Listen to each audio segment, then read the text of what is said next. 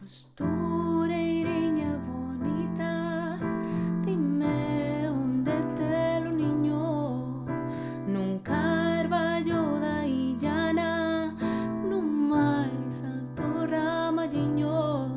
Ai la la la la la la la la la la. Ai la la la la la la la la la la. Costureirinha bonita, dime onde te la cama, no poleiro das galiñas, nunha prensiña de palla. Ai la la la la la la la la la la. Ai la la la la la la la la la la.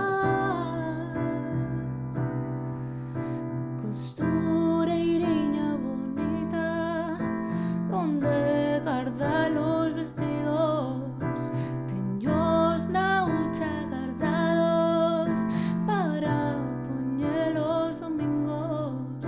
Ai la la la la la la la la la la. Ai la la la la la la la la la la.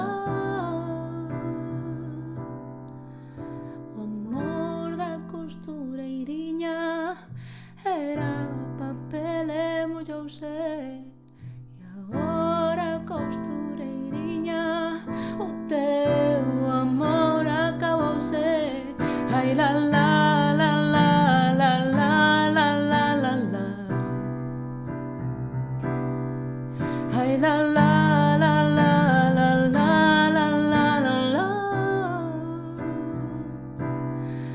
Ai la la la la la la la la la la. Ai la la la la la la la la la la.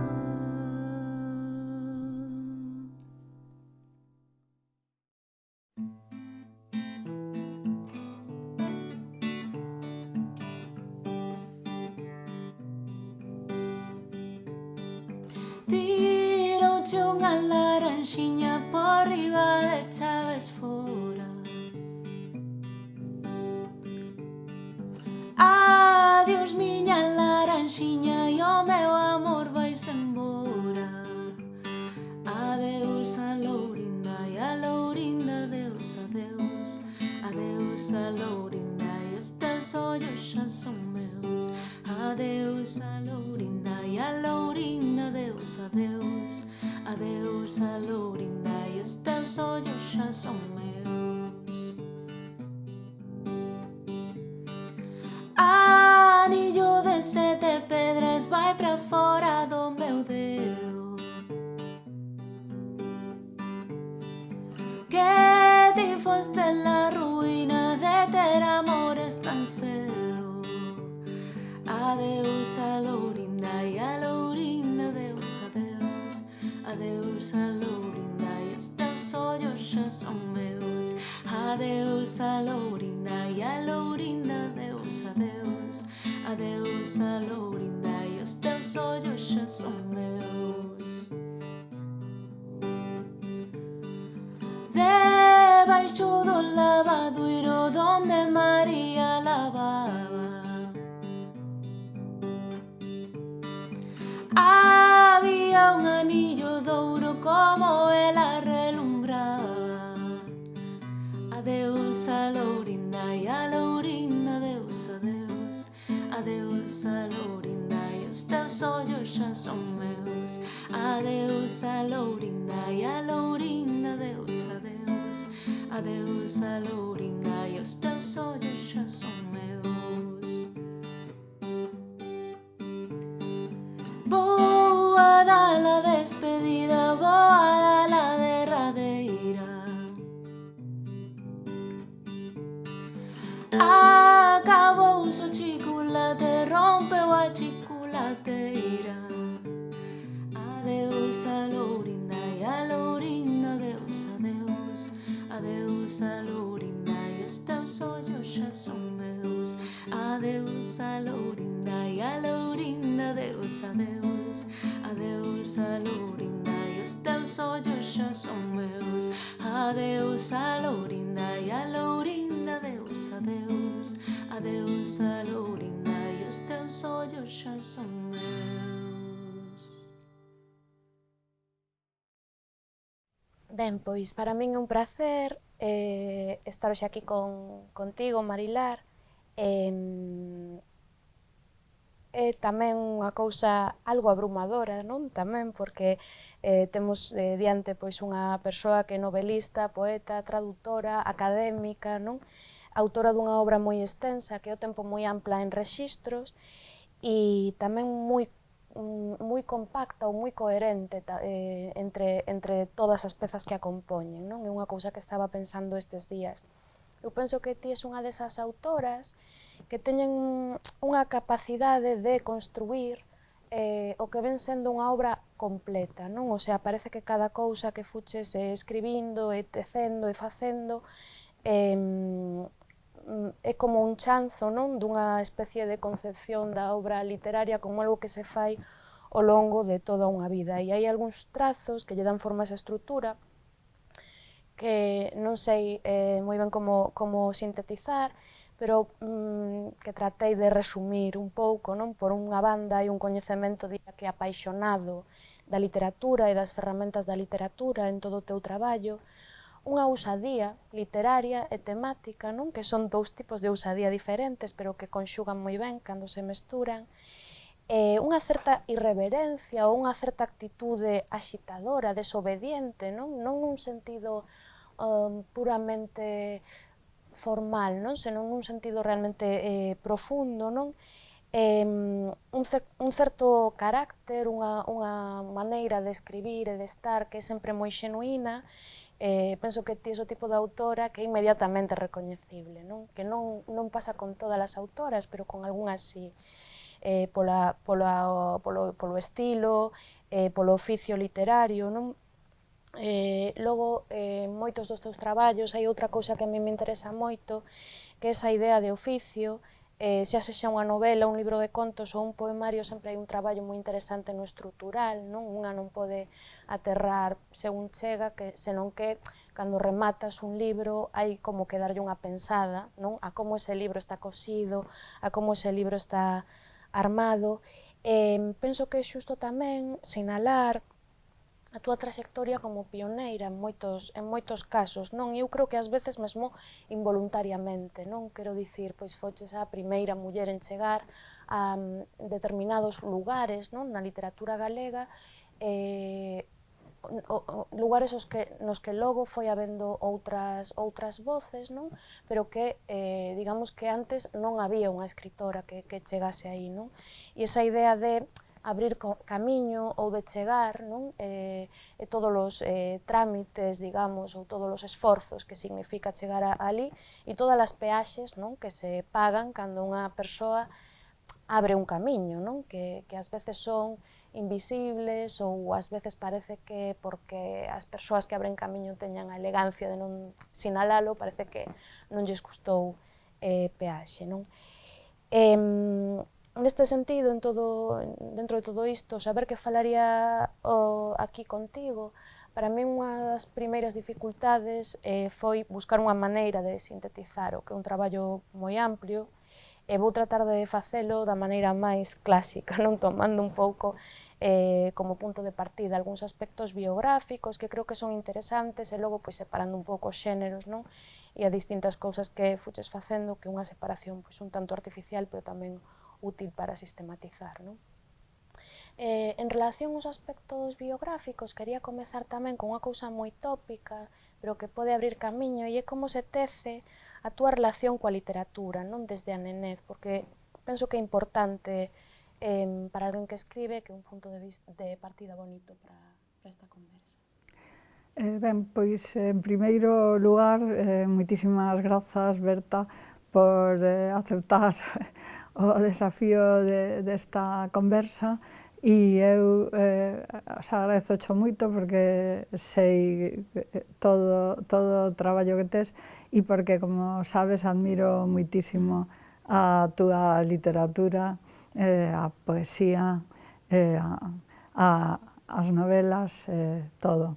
E entón, efectivamente, como dicías, pois hai unha relación, hai en moitísimos libros un diálogo coa literatura, e quizáis é máis evidente en libros infantís e xuvenís que en libros, que noutros, aínda que sí, nas Malas mulleres, pois hai diálogo con Rosalía, porque eu non creo que será a primeira persoa en dicilo, pero cando me preguntan nos institutos que hai que facer para escribir, pois eu sempre o primeiro que digo é ler moito.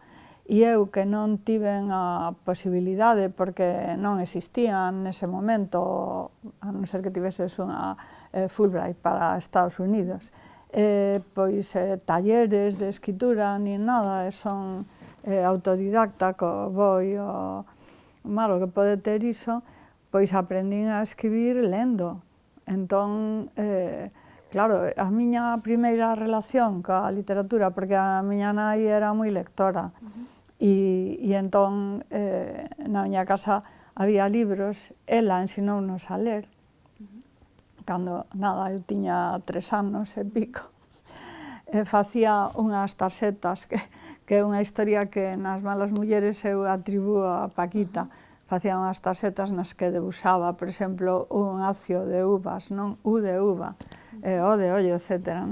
Ela debuxaba moi ben. E despois líanos contos e tiñamos contos, e eu lembro dos primeiros que tiven, xa creo que teño contado alguna vez, era unha colección de contos que eran troquelados e era unha cinsenta que tiña un zapatiño de cristal, que era de plástico, pero que tiña un zapatiño de quitar e poñer. Entón, sempre no Día de Reis, pois había uns agasallos e libros. O sea, isto na miña casa pois era así. E despois xa, quero dicir, xa non de nena, un pouco máis adiante, dos primeiros, eu teño tamén dito algunha vez que aprendín a escribir diálogos en Elena Fortún, aprendín a escribir diálogos en Celia, o sea, e iso é unha historia que absorbes, non é tanto, digamos que teño reflexionado despois, porque son libros que nese momento lees, que son moi divertidos, que Celia é unha rapaza que se sae dos estereotipos como os personaxes aí, pero é que ten uns diálogos que son absolutamente chispeantes. E entón, digamos que aí é unha parte xa despois, xa pois é outra cousa, non? Na miña casa había libros, na casa da miña avoa materna, que vivía en Madrid tamén, entonces pois eu tiven acceso, que sei, a ler a Lorca, ler, decir, cousas que incluso neses momentos, baixo o franquismo, podían non ser moi comúns, pero Lorca estaba na miña casa, e na casa da miña avoa as obras completas estas de Aguilar. Malia, pois ser un escritor, en fin, o sea, vermello, tal. E o primeiro libro que eu lembro que dixen, isto é escribir distinto, é que lín o primeiro, o segundo ano da universidade, pois é un libro de Marguerite Duras, que días enteiros, creo que está traducido como días enteiros nas árbores ou así, en castelán, en francés, Journée entière dans les branches, si non lembro mal. E entón, digamos, é iso que tes así un pouco como unha revelación e dis, isto é distinto do que eu lera até ese momento, que era, pois, Walter Scott, eu que sei. Sí, o que había un pouco, o sea, na miña casa, vamos, novelas fora da escola, eu estudei nun colexio de monxas e só me mandaron ler as inquietudes de Xanti Andía. Non é verdade que antes fose mellor a educación literaria, non, desde logo. Comentáchelo agora de pasada, isto tamén é relevante, creo, na túa trayectoria. Ti naciches en Madrid, chegaches a Galicia aos 20 e poucos, non sei exactamente... Sí, 25.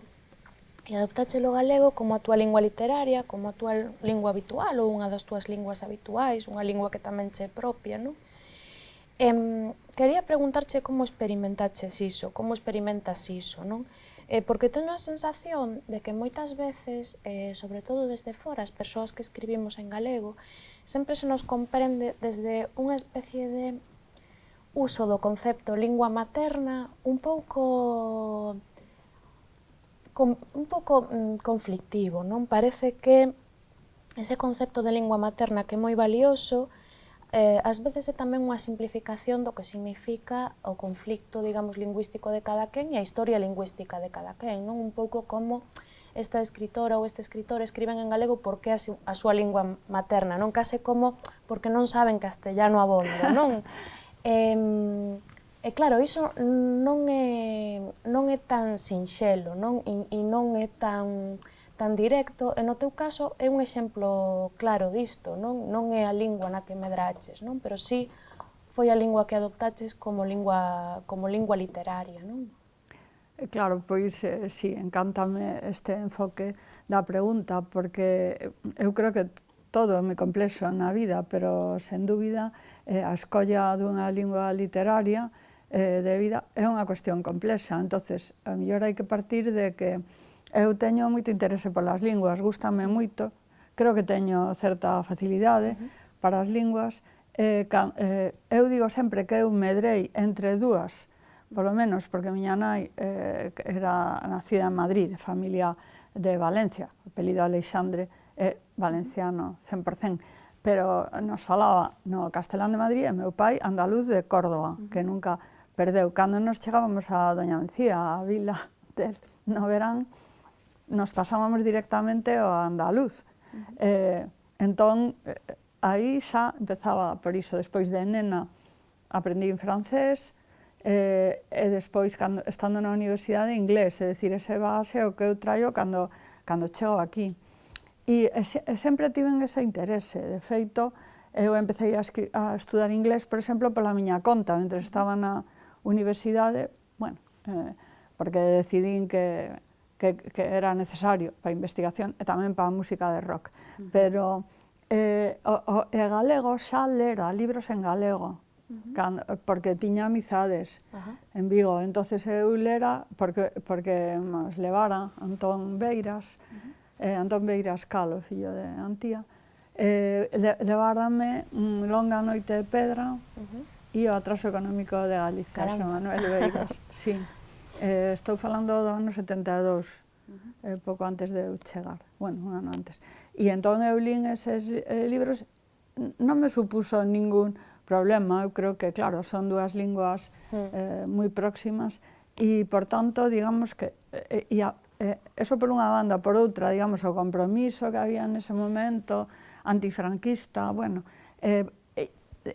comprendía o que é o dereito ao uso das linguas, que eu creo que explica algo que non vou meterme niso porque sería cuestión de outra entrevista, que é algo que na transición, que hai moitas cousas que criticar, pero está na Constitución as linguas cooficiais. Non pasan noutros sitios de Europa, a ver, foi polas loitas que hubo, de maneira que eu viña xa con esa predisposición. E despois xa caín nunha familia pois moi galeguista, xa os López Facal, onde eu aprendín aí por inmersión. E nun poema de Catálogo de Belenos, porque eu teño escoitado en plan de, máis ou menos, ti non podes escribir galego, porque só pode escribir en galego a xente que ten a lingua nai. Isto me dixeron varias persoas, algunhas delas escritores de moito renome, que non vou dicir o nome, e eu, nun dos poemas de Catálogo de Belenos, pois digo que tamén pode ser tomando coa boca, non me acordo exactamente, suor, sangue, seme, ou calquera outro dos velenos que veñen de dentro. Por tanto, aí hai unha parte que, claro, que é voluntaria, deliberada. Escribir sempre é un acto deliberado, eu creo. Eu, na inspiración, creo pouquiño. E hai unha parte tamén de que estando nese ambiente, porque o primeiro que comezo a facer é dar clase de ciencias en galego, cando levaba un ano. Entón, digamos que é unha transición. Por que se pregunta por isto? Pola xerarquía lingüística, eu entendo. Porque non se cuestiona da mesma forma que Conrad, un dos meus escritores máis admirados, escribise en inglés, sendo polaco a súa lingua nai. Non se cuestiona que Nabokov. Sí, eu creo que moitas veces, bueno, isto xa, ese uso da lingua materna é como moi despolitizador, quero dicir, é como unha idea de escribe en galego aquela persoa que ten o galego como lingua materna e non hai nada político nisto, non? Claro, sí. Pois, en casos como o teu, non é a lingua obvia, non? De partida para escribir. É unha, en fin, pareceme unha reflexión moi interesante, efectivamente, claro, non, é unha cuestión que ten que ver con unha actitude política de decir, de reivindicar, pois igual que en ese momento se pide un estatuto de autonomía, en fin, outras cousas, pois pídese, é dicir, ter autonomía para as cousas e tamén esa reivindicación da lingua. Entón, eu vivo aquí e parece o normal desenvolverme nesa lingua. A ninguén lle parece raro. Eu teño polo menos tantas ou máis páxinas en inglés que en galego. A ninguén lle parece raro que eu estea 3 meses en Estados Unidos e despois coordine un libro en inglés e escriba capítulos en inglés. Pero volvo a que aí ás veces a cuestión é unha cuestión de que o que se entenden como linguas xerárquicamente. Sí, claro, por unha cuestión de xemonías. Quería ir agora aos teus primeiros libros. Vou empezar pola literatura infantil. O primeiro penso que foi A formiga coxa e pouco despois A expedición ao Pacífico, que é un libro do ano 95. E quería que me falases dese libro, porque é un libro moi vivo aínda hoxe, o que é case un prodixio, non? Despois de tanto tempo. É un libro que reúne, creo que varias das cousas que logo definirían a túa traxectoria, a ciencia, unha certa experiencia feminina do mundo, non sei se chamalo así, pero lembraba esta cita famosa de Angela Davis, non? De a idea radical de que as mulleres tamén son persoas. Neste libro e en moitos dos teus está a idea radical de que as nenas poden ser as protagonistas das aventuras, non? Isto que non é unha cuestión, digamos, non é o tema do libro, non? É moi importante, non? E non era tan usual. Non era tan usual o protagonismo dunha nena precisamente nun libro que é unha aventura, non? Quería que nos falases iso, destes primeiros libros e de como chegas á literatura infantil e juvenil. Pois, digamos que eu creo que ti o dicías ao principio, eu creo que todo o que escribimos forma parte do mesmo texto. Entón, eu considero as cousas que escribín de infantil e juvenil, as cousas de literatura para adultos, é dicir, para min todo está moi unido. Realmente o primeiro que escribín en galego foron uns relatos que mandara a un concurso, non me acordo a cal, non pasou nada con eles. Malia eu aprender galego, o sea, nun contexto como a familia López Facal, pois totalmente galeguista e galego falante, claro, o galego literario é outra cousa. Apenas había dicionarios nese momento, eu tiña o de Don Eladio, en fin. É dicir que era bastante, o sea, distinto para unha persoa educada en castelán e lendo, sobre todo, literatura en castelán. Entón, pois, o primeiro que escribín, que foi publicado despois, foi O rescate do peneireiro. Aí a protagonista é unha rapaza e eu creo que a primeira novela escrita, o sea, a primeira novela, digamos, ecoloxista en galego. Xa sei que se publicou antes unha de Agustín, pero a miña foi escrita antes, o que pasa é que foi publicada despois da Formiga coxa. e entre medias Agustín publicou As flores radioactivas. Agustín, quero dicir que ele era tamén o rescate pioneireiro, estaba en todos os xurados, vamos, non quero dicir con isto, coincidíamos en moitas cousas, non? Pero eso foi o primeiro. E a expedición do Pacífico, claro, ten que ver tamén con que eu son bióloga. E entón, realmente, eu mandei a Emilia ao Amazonas porque o que me gustaría era ir eu, que despois fun varias veces, pero nese momento aínda non viaxara ao Amazonas. E claro, isto preguntaronme máis veces, incluso nese momento nos institutos. É unha novela do ano 95, como distí, que foi premio Merlín, porque non existía nese momento a colección de juvenil, que de feito despois pasou a Fora de Xogo, foi premio Merlín, e entón ia aos institutos con ela, agora xa non fan esa pregunta, pero a min preguntaronme varias veces por que é unha nena a protagonista. Entón, isto mostra o que distí. A miña reflexión aí é porque é unha novela de aventuras que iso algúns rapaces lle resultaba que non cadraba co que eles, cando lían a Illa ao Tesouro, era un rapaz. Non foi unha cousa nese momento deliberada, aínda que digo que todo o que facemos é deliberado, sino que eu, cando imaginei esa novela, imaginei unha rapaza. A novela parte da tese de Ángela Bugallo, que foi a primeira que dirixín, que foi que me falou da expedición do Pacífico.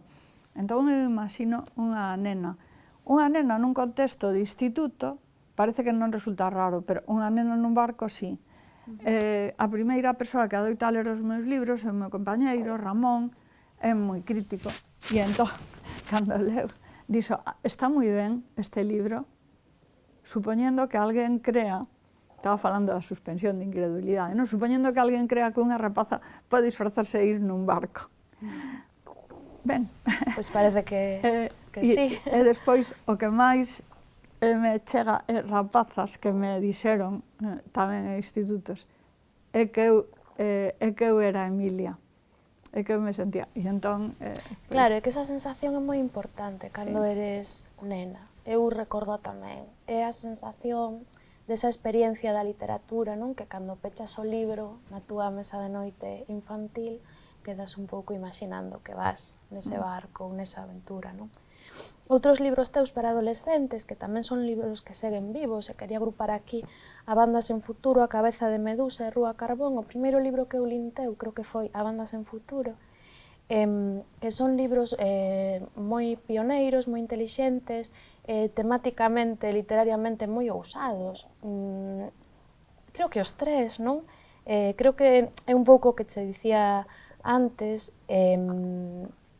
non sei de onde ven tamén ese atrevemento, non? Eu creo que hai determinadas cousas que son en parte deliberadas e en parte non porque teñen que ver co carácter ou cos intereses ou coas paixóns, non sei.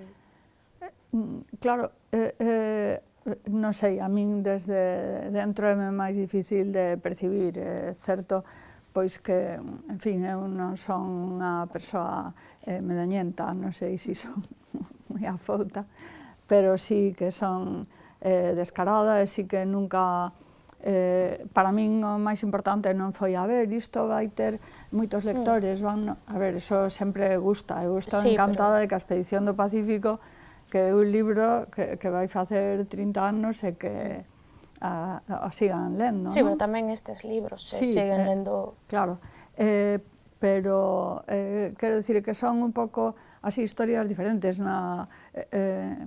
Na banda sen futuro é unha historia que ten que ver coa miña infancia, porque a min cortaronme o pelo cero aos 8 anos por un eczema. Ademais foi o ano en que nos mudamos de Ceuta a Madrid, por tanto entrei nun colexio, eu digo sempre que os meus pais tiveron aí un toque sádico porque eu era moi boa alumna, e aínda que perdese 2 meses, aos 8 anos non pasaba nada, pero tiven que chegar a un sitio onde era nova, cun gorriño de lá, un pouco como a protagonista. É distinto aos 16 anos, e meu pai escachaba a rir cando leu o libro, decía, é que esta filla miña todo colle e fai literatura. Ben, sí, creo que é o que facemos.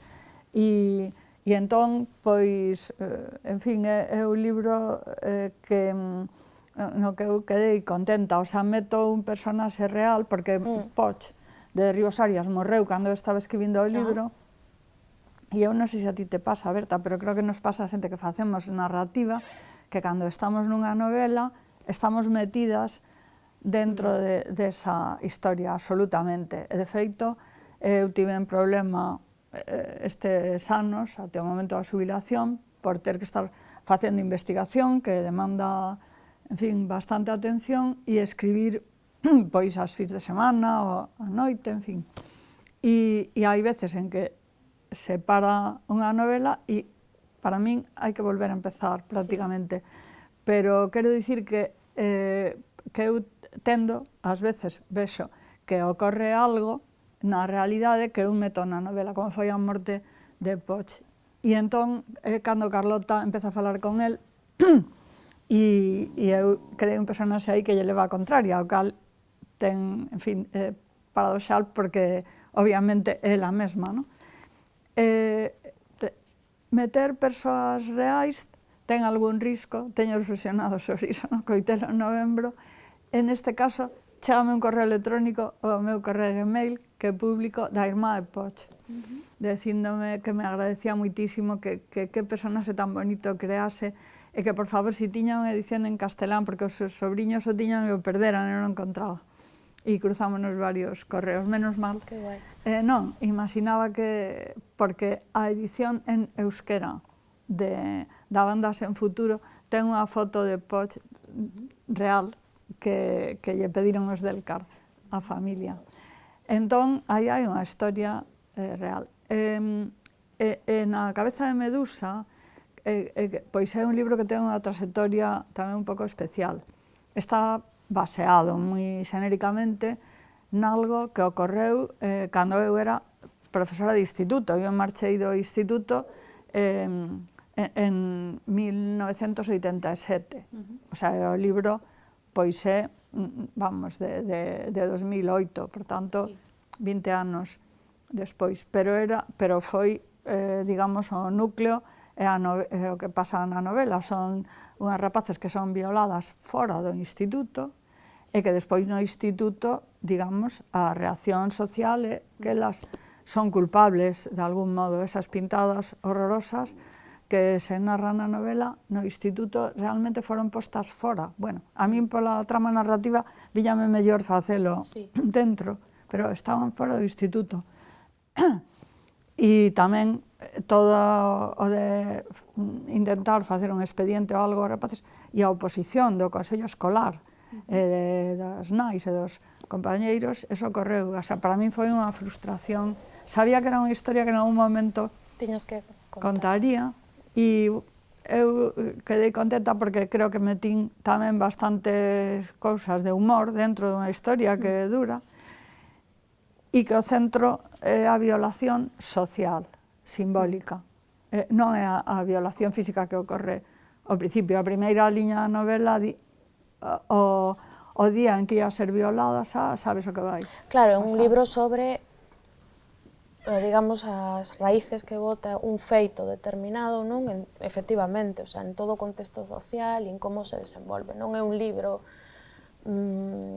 sobre o relato angustioso dun feito, tal, non. Claro, pero que iso é realmente o que impresiona do libro, non? Como está, a que lugar che leva, non? Como adolescente, non? Que lees esa novela e empezas a pensar, non? En como pois todas esas persoas do libro, que son persoas que podes recoñecer, non? Arredor de ti, nun instituto ou nun contexto social dun adolescente da época, non?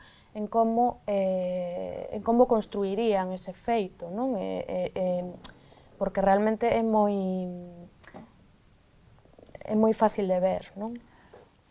E, a ver, podemos saltar dunha época a outra, porque os feitos ocorren no último ano, non sei se o último que eu era directora. Estas rapazas non eran alumnas miñas, pero eu era a directora do instituto, entón eso, pois, xa digo, debeu ser 85. Por aí eu escribo o libro 20 anos despois.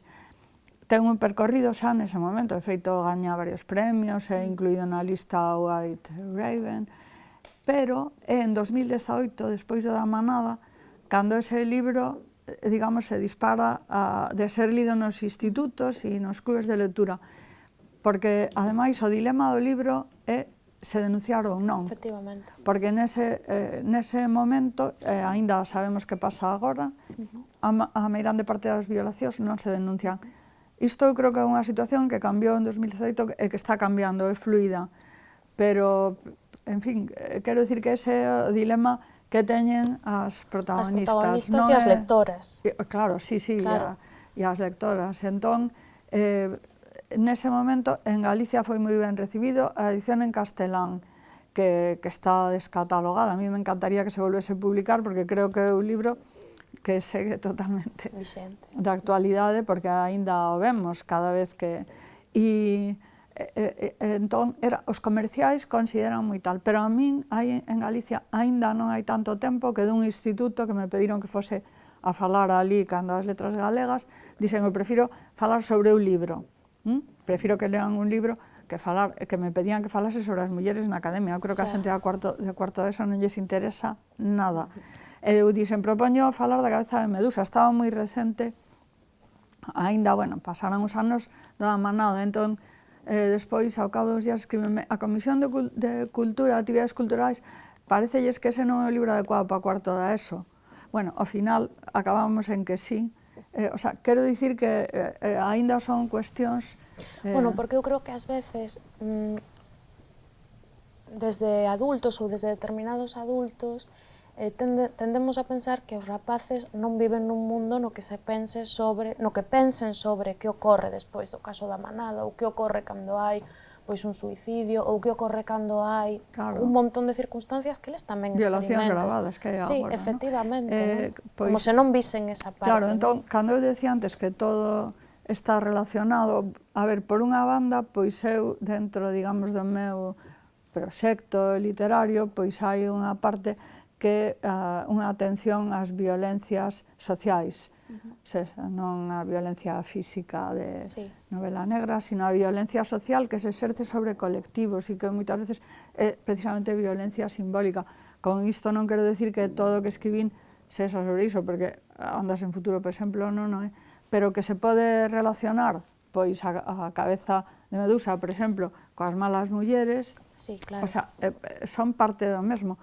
Cando eu estaba escribindo a cabeza de Medusa, ao mesmo tempo estaba escribindo Mudanzas, un poemario que agora está en Mudanzas e outros velenos, está recollido porque está descatalogado, que seguindo ao vídeo, seguindo as metamorfoses, pero dando voz ás mulleres violadas, que son as que son transformadas en animais, porque, digamos, sempre, en moitísimas culturas, a castigada é a violada, non o violador. Entón, digamos que é un libro juvenil, un libro de poemas. Claro, claro. Eu creo que para algunha xente o mellor é algo que pode sorprender, pero para moita xente que escribimos e lemos, é moi razoable, non? É algo que se entende moi ben, a idea de como se relaciona un poemario con unha novela juvenil, o sea, para min é unha cousa como moi fácil de entender, non? Outros libros dos que tamén anotei aquí, non? Pero se cadra que podemos pasar xa a novela para adultos. Pero, bueno, quería mencionar, non?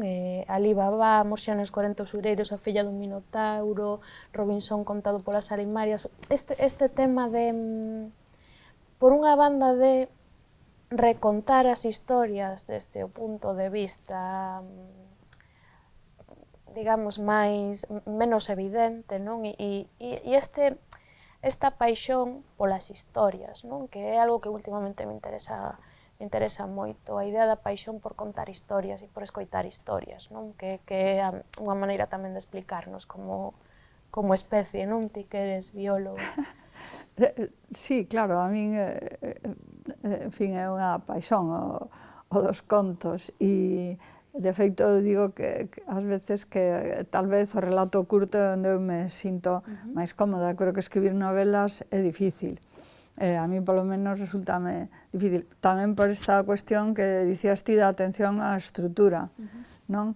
Que é algo, as cousas que sinalaches ti, eu creo que son importantes, eu as recoñezo, si reflexiono sobre o que escribo, e que ás veces quedan ocultas por, digamos, brochadas que se dan cando se di, pois esta é unha novela histórica, ou algún tipo de etiqueta, eu aborrezo as etiquetas, e quedan ocultas cousas como, por exemplo, eso, o diálogo coa literatura, que eu creo que, bueno, que está moi claro en todo o que escribo, e tamén atención á estrutura, non? Os meus libros de poemas até agora pois son libros de 33 poemas con 3 partes de 11 poemas, e as malas mulleres tamén. O sea, non era así cando comezou, pero acabou sendo, é dicir, non é que teña... Entón, pero máis que iso, un número ou algo, pois é atender a como está estruturado. Entón, claro, unha parte pois é coller e contar as historias de outro modo, que pode ser isto que dicía das metamorfoses, e aí hai unha ollada feminista, non? Digo máis que feminina porque eu xa teño dito algunha vez que non escribimos mollando o dedo no sangue menstrual, que non teríamos por que escribir diferente, e a min gústame moi pouco cando nos colocan, en fin, nun congreso, xornada, mesa redonda de mulleres ou tal, pola asimetría, porque nunca se fala de literatura de homes, porque, claro, o sea... Con todo, eu creo que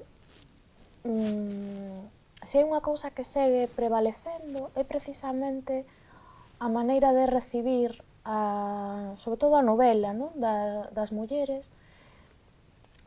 con algo que, unha cita que lín hai pouco de Nora Ephron, que é moi divertida, non? Dicía, é como se os críticos, aínda en tempo recente, moitas veces recibisen como, vamos a atender la mirada femenina del mundo, non? Como se as mulleres tivesen unha mirada, digamos, de robots, ou como se fose contada, non? Como no libro de Irene Solá, non? Por unha nube ou por unha montaña, non? Como se non fósemos persoas, non? E iso que pode ter parte de certo, non? O interese de que as mulleres conten historias e conten tamén experiencias que son moitas veces moi relacionadas cos aspectos da experiencia feminina da existencia, que non están nos libros habitualmente, pero ao mesmo tempo é como se a escritura das mulleres en moitos casos atopase aí o seu nicho, non? As malas mulleres, unha novela sobre, non? Unha novela sobre unha muller que nos vai contar estas cousas, non? Que desde logo non poderemos nunca poñer no caixón das novelas que nos contan cousas sobre o mundo, cousas sobre a experiencia universal do mundo. Claro, efectivamente, é que quero dicir que, claro, cando as mulleres, claro, eu digo, eu escribo, porque ás veces me preguntan, é que esta é unha novela feminista, non? Das malas mulleres, varias veces. A ver, é que eu son feminista, eu teño esa ollada e non teño outra, pero eu aborrezo bastante a literatura de mensaxe, entón, claro, eu que quero... Máis que nada, para min é esa vocación de converter un libro amplo e universal en nicho. Sí, no, pois exactamente, quero dicir que, a ver, porque neste caso, ademais, a atención é sobre vidas que a xente non lle importaron, sobre vidas que ninguén prestou atención, que son mulleres, que cadra que son mulleres, porque isto parte de eu ler nunha biografía constitucional que había un cárcere na Coruña, a Galera, onde había 300 mulleres, das que non sabemos nada, das que só sabemos o nome de Pepa Loba. Entón, digamos que é un interese por, digamos, aí, eso, meter as mans aí nese pozo de desmemoria, manchar as uñas de terra e tirar esas vidas, imaginalas, porque non, o sea, o non ter documentación non podemos saber realmente como eran. E sí, claro, que aparecen experiencias de mulleres, porque o aborto pois é algo do que pois hai moi pouco escrito, non? E é unha experiencia das mulleres pois, que aparece aquí como aparece, o sea, no teu libro Os seres queridos, é algo que é unha experiencia das mulleres, pero non, claro, o que non está justificado é que coas mulleres se faga, pois, eso, un nicho ou un andel, non? Esparsa é o que din en Toba.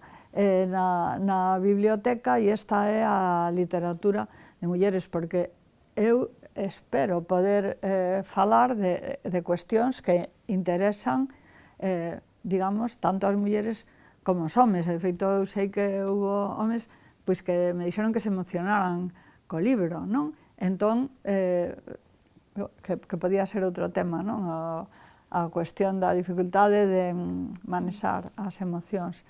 Entón, claro, hai pois unha ollada, por unha parte, esa ollada feminista que é interpretar, o sea, cousas que ocorreron e contalas de outra forma. Un dos meus poemarios chamase Desescribindo, pero con vocación, por suposto, de escribir sobre cousas que son relevantes para o mundo e para a vida, e que teñen que ser relevantes para todas as persoas, non dicir... Eu creo que segue prevalecendo aínda hoxe unha certa recepción á escritura das mulleres, que se ven non pretende ser agresiva, hai veces que sí, pero falo en termos así xerais, sí ten un pouco a idea de este libro é relevante porque conta unha experiencia relevante para as mulleres, non? Sí, claro. E non hai unha idea de que esos temas sexan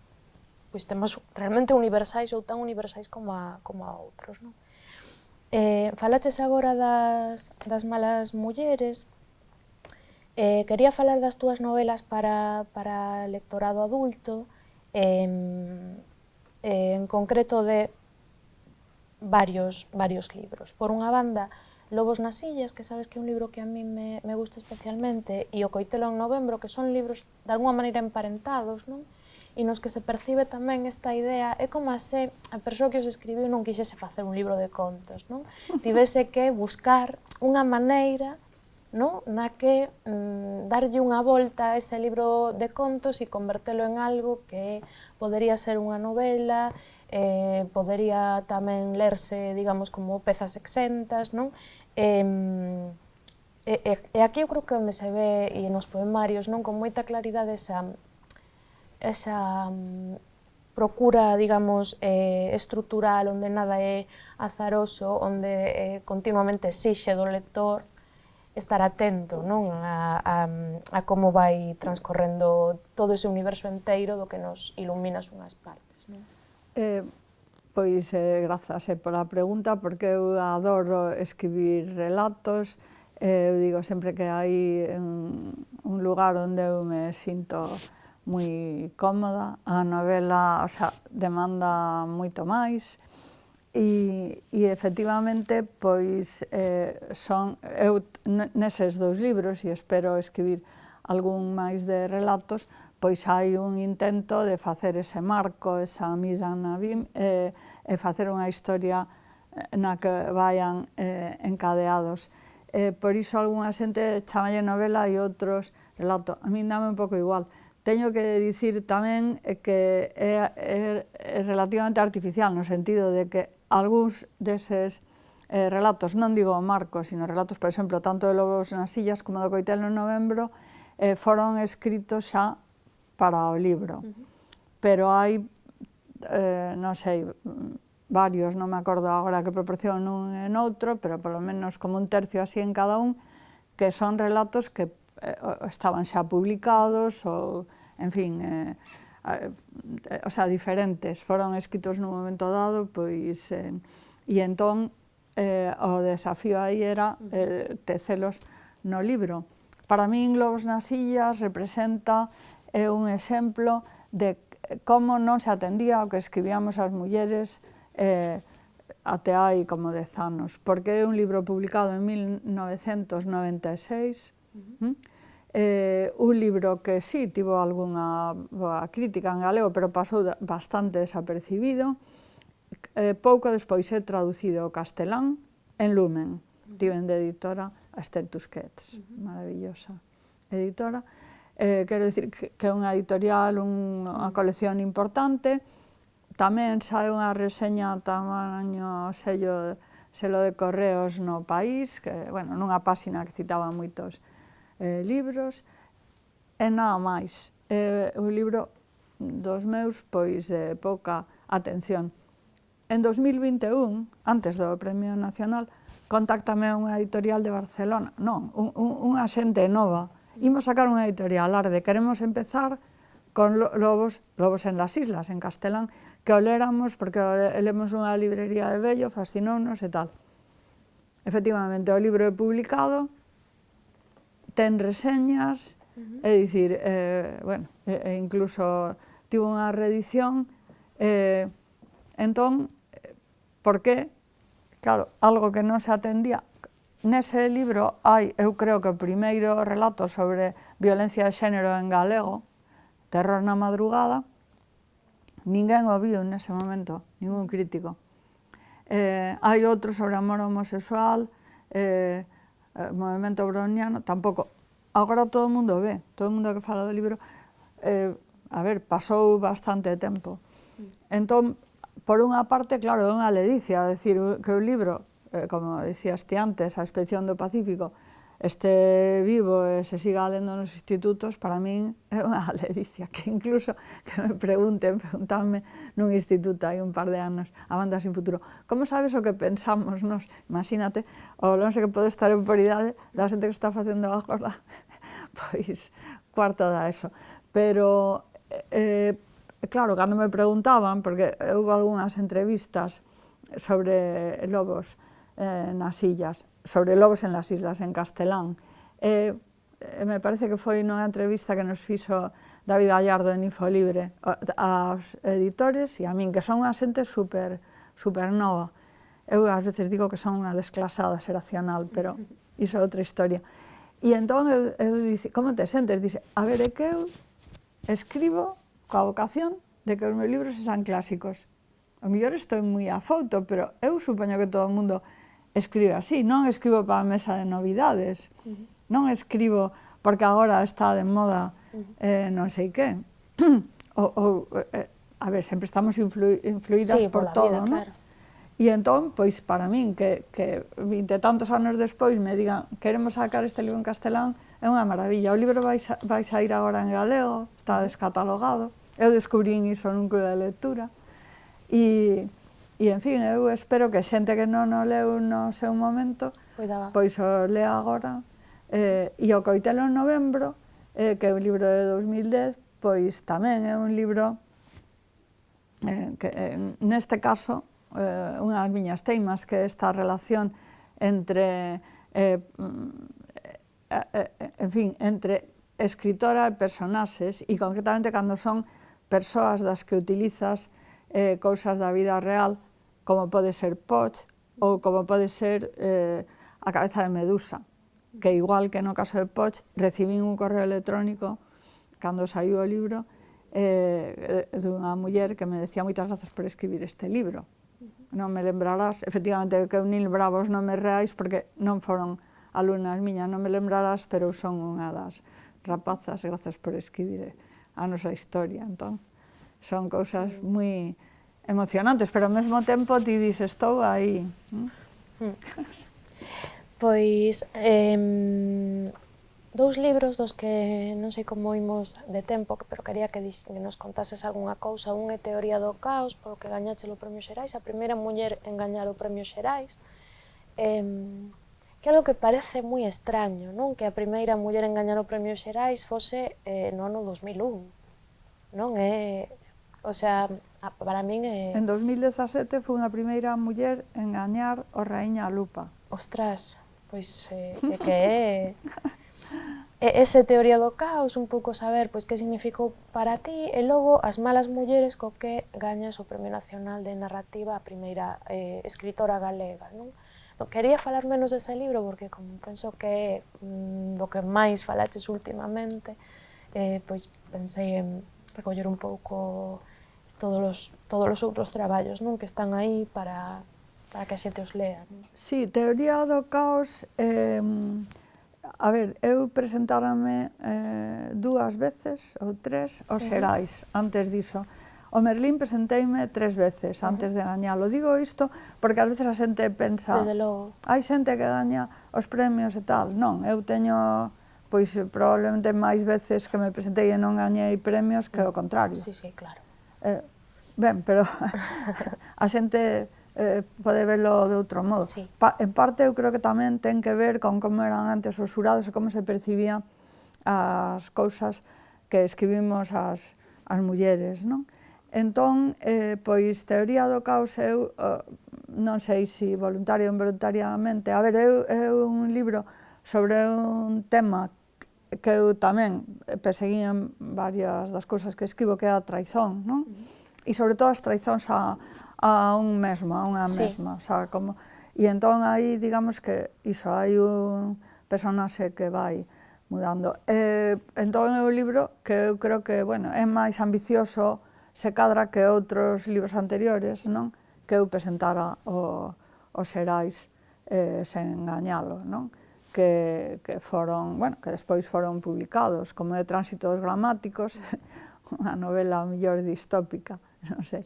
E a Compañía clandestina contra a publicidade, que tamén ten aí a súa parte de distopía. E dicíame outro día unha profesora en Vigo, nun club de lectura, que podía encadrarse na novela negra, pois non sei, decía ela un pouco avant la lettre, porque tamén é un libro xa é do 97. Pero no caso de Teoría do caos, pois intentei facer unha cousa máis ambiciosa. E empeza cun capítulo que ou seja, que é un pouco aí seguindo a Joyce, sobre todo Phineas Wake, a min Joyce gustame moito, no que hai un montón de xogos de palabras. E iso bota para atrás a xente que lee. Isto xa me advertiu Fran Alonso, agora director, pero daquela era editor en Xerais e tal, non empezar por isto. En fin, o libro está así, aparte hai unha nota ao principio, se se quere, podese empezar noutra orde. Foi bastante decepción porque é un libro que, digamos, non funciona, non digo só polas vendas ou así, digo porque eu fun un par de veces a clubes de lectura con el e algunha xente estaba como indignada, non? Que este libro non se entende, tal, bueno, decía despois, a medida que vou avanzando, tal, pero é desto que si xa, tanto que eu ás veces que me teñen dito, tal, un club de lectura, e entón eu decía, bueno, pois collede o Coitelo en novembro, que funciona moi ben. E, claro, pois, nese sentido, quero dicir que creo que temos que estar preparadas para que un libro que ti escribes, porque é o que queres escribir nese momento, digamos, funciona como cousa de premios e isto, porque gañou os Xerais, gañou San Clemente despois, que, por certo, estou moi contenta de que o gañaron esta semana Sica Romero, coa Velañas Eléctricas, pero... pois malia iso, pois é un libro que eu entendo que non moita xente lee. Claro, a recepción dos libros tamén a veces é moi misteriosa, non? Porque non...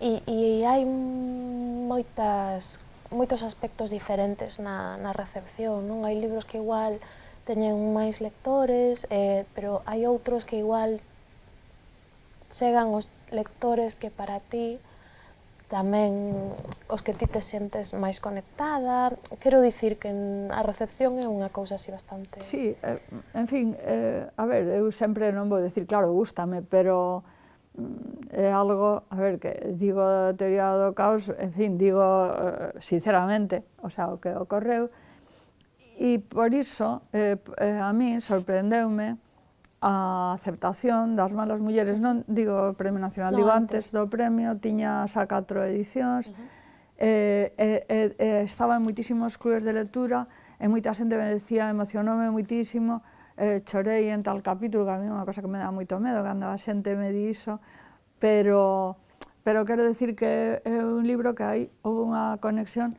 malia ser un libro situado no século XIX, pero claro, eu creo que, a ver, eu sempre digo que estamos falando do pasado porque estamos falando do presente e do futuro, porque as metamorfoses, mudanzas, fala da época clásica, pero fala de nós. Pero os universais non mudan tanto. Por eso digo que me gustan un pouco as etiquetas de histórico. Entón, pois, non sei, para min é moi difícil anticipar que vai ocorrer. Eu escribín as malas mulleres nese momento porque me interesou moitísimo esa historia, porque me interesa o que comentaba antes, a violencia social, e porque me interesaba o conflito, porque eu admiro moito a Concepción Arenal, mais era unha muller que as súas ideas sobre delito e pecado pois facían que eu imaginei como se sentiría unha rapaza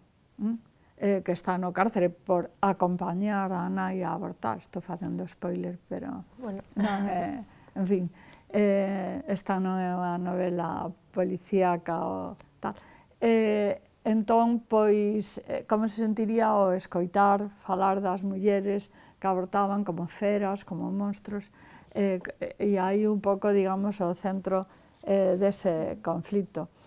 E entón, pois, por distintas razóns que eu despois podo pensar, porque pois é un libro que tamén eu pensaba que fora de Galicia era difícil que a xente o entendera, porque me parecía un libro moi galego, non só porque o cárcere é galego, senón por todo o diálogo con Rosalía.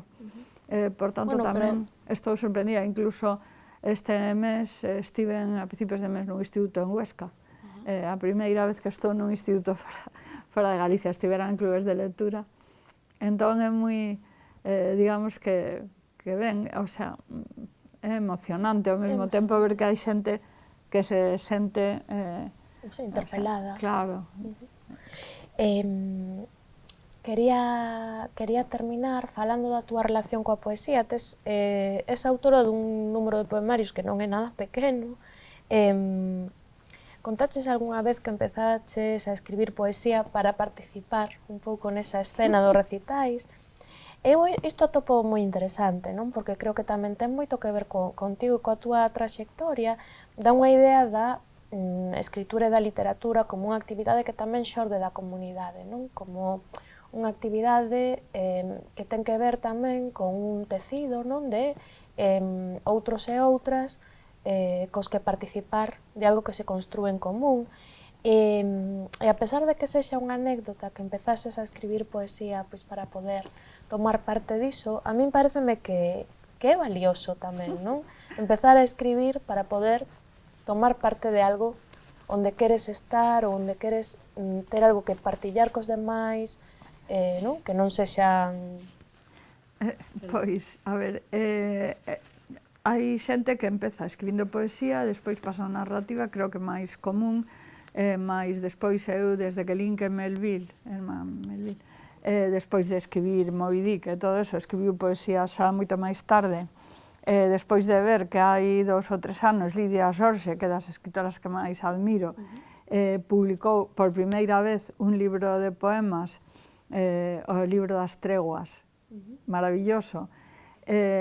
E aquí vemos pois Inma López Silva tamén, despois dunha brillante trayectoria como narradora, publica un libro de poemas, xa non son a única.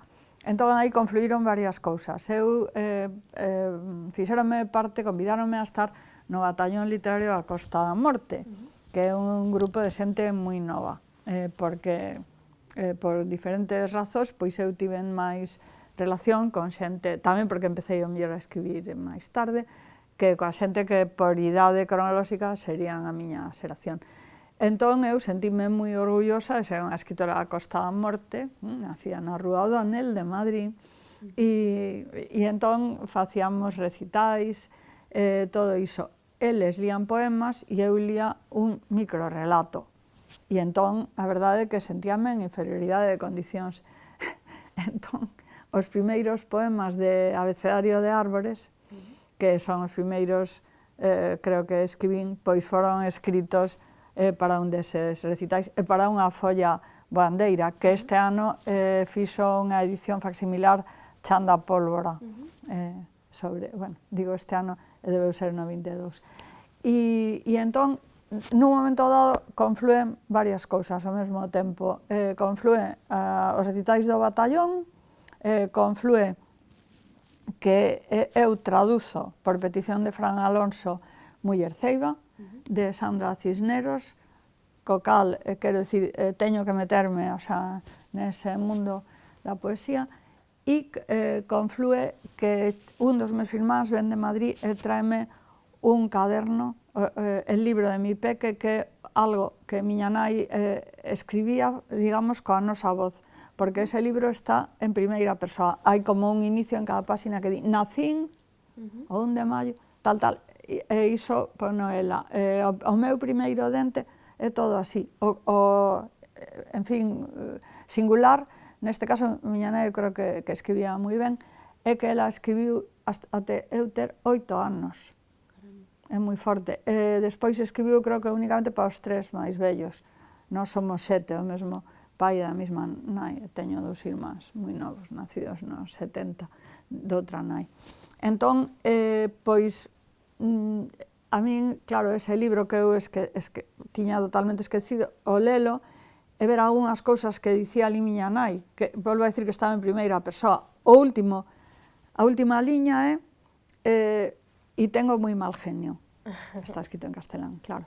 Que eu traducín por son moi rabuda, non? E entón, iso despertou en min a idea de escribir Catálogo de Belenos, que en gran medida é un diálogo coa miña nai. Despois, cando me deron o premio o Esquío, meu pai contounos, bueno, túa nai tamén escribía poemas e despois os rompía, e entón, bueno, sobre iso teño varios poemas, porque, claro, nunca li nada deso, decía outras cousas nas que eu me recoñezo tamén, cando estou lendo, non atendo o que pasa ao meu arredor. Pois, sí, é certo, como escribir ten esa parte de redes, non?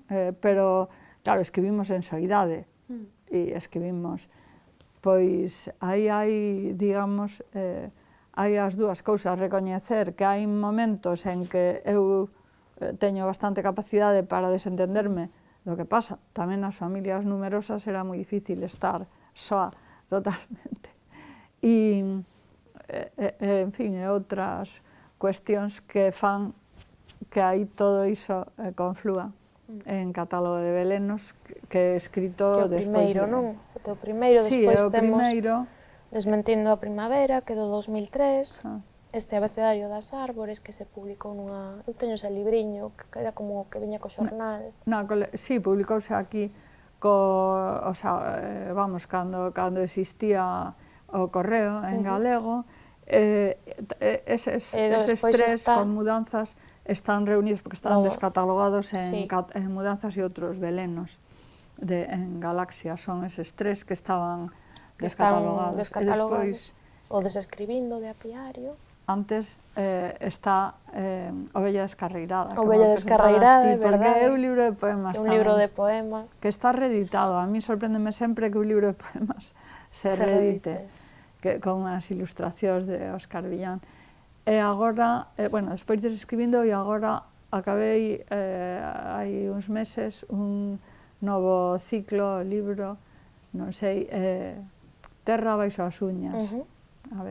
A ver, será o seguinte, é o que esperamos que sexa o teu proxecto por vía. O sea, está escrito, agora está en mans. Agora está nese limbo que ocorre desde que se remata un libro ata que os lectores o teñen na mão. Sí, eu creo que isto tarda un pouco nos libros de poesía. Sí, bueno, pois nada, pois quería darche as grazas por convidarme a vir aquí a falar da túa trayectoria e de toda a túa obra, que a verdade é que produce certa vertixe, certo asombro, non? Toda a cantidade de libros, e tamén me sorprendeu moito o feito de, aínda que hai algúns que xa non recordo tanto, porque hai moito tempo, decir, cantos libros leras xa, non? Cantos libros fun lendo teus de maneira orgánica desde hai un montón de tempo, non? dos que me fun lembrando, non? Desas experiencias de lectura, deses encontros, deses asombros, non? Bueno, pois nada, moitas grazas por convidarme. Ao contrario, son eu quen ten que darche as grazas e ademais polo coñecemento que tes non só das últimas cousas que escribín, senón das primeiras, e non por esa forma tan lúcida, digamos, de identificar pois trazos da escrita, porque vamos, convideite, en fin, porque sabía que me lés, pero tamén porque me gusta moitísimo como escribes e admiro moitísimo a túa trayectoria. Bueno, o momento dos eloxios cruzados. Claro, non, pero é verdade, quero dicir que, vamos, ti, pois, tiveches os Xerais, non hai tanto tempo, e és unha persoa moi traducida, e creo que é a única escritora que ten o premio da crítica por narrativa e por poesía. Bueno, tampouco significa moito en xeral. Eu non tive nunca premio da crítica. Bueno, pero sabes que todas as cousas depende, as cousas dependen dos xurados. Hai moitos varias azares. veces dixeronme, mudanzas, estivo aí.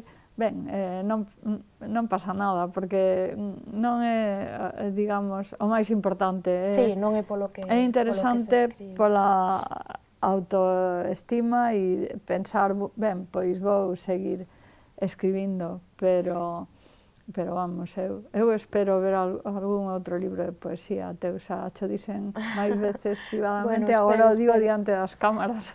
A ver, nunca se sabe, esperemos que pase algún día. Claro, entón, pois, moitas grazas pola conversa. Grazas a ti.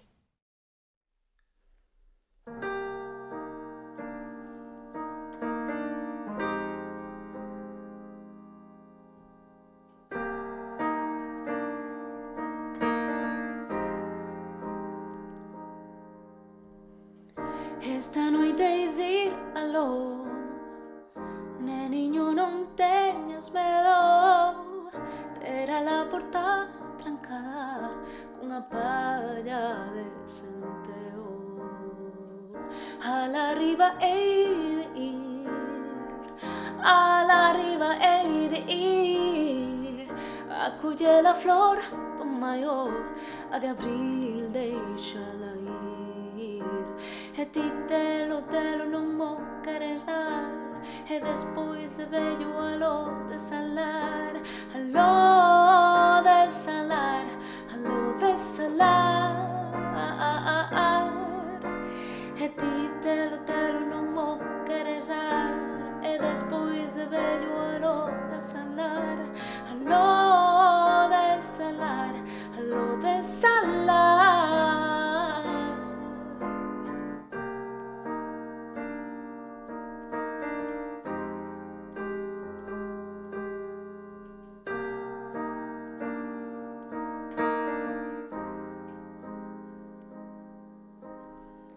Dame da maçã que comes, da pera un bocadiño, dame da punta da lingua onde guardalo cariño.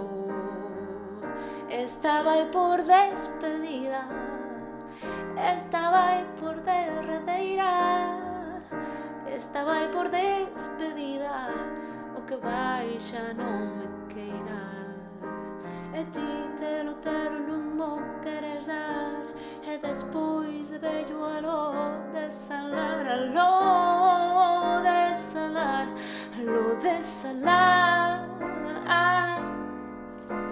E ti telo non mo queres dar, despois de vello aló desalar, aló desalar, aló desalar. Da da da da da da, sa da da da da da da, sa da da da da da da da, sa ba ba sa da da, sa da ba ba da, ba ba ba ba ba ba da, ba ba ba ba ba, ba da ba ba ba ba, ba da da da da da. E ti telo mo queres dar, e despois de vello aló desalar, aló desalar, aló desalar. E ti telo non mo queres dar, e despois de vello aló desalar, aló desalar, aló desalar. E ti